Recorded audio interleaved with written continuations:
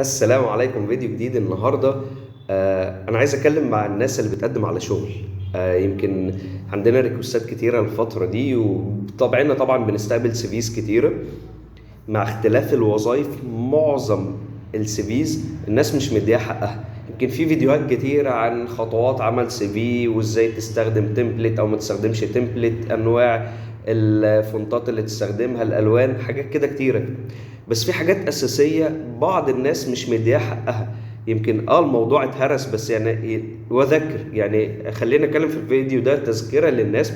اي حد بيقدم على وظيفة ايا كان الليفل اللي هو فيه، لسه بيبتدي، حد سينيور، حد مدير، اهتم بالسي في بتاعك بالظبط كأنه البدلة اللي انت رايح بيها تعمل مقابلة. يعني انا لو كلمتك وبدعيك اللي انت تيجي تعمل مقابلة عمل، الستاندرد بيبقى فورمال، الا لو احنا بنشتغل مثلا كاجوال زي ما انا لابس كده.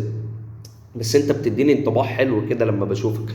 فكذلك السي في، بلاقي السي فيز مش مترتبة، مش مكتوب وصف للي انت بتعمله.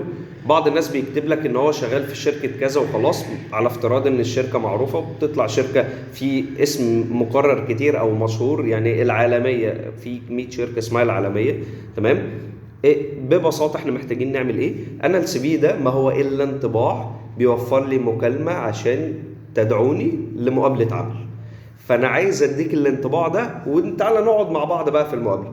فانا عايز اعرف من البدايه شويه حاجات: تعليمك، الباك جراوند بتاعك، سواء بقى اديوكيشن، السيرتيفيكتس والكورسز اللي انت اخدتها، هل انت بتطور في نفسك ولا لا؟ ولاحظت على الناس الكبيره شويه ان هو بيبقى واخد كورسز من زمان في فتره الشباب ووحده التخرج، بعد كده بطأ عمليه التطوير عنده، بطأت او وقفت.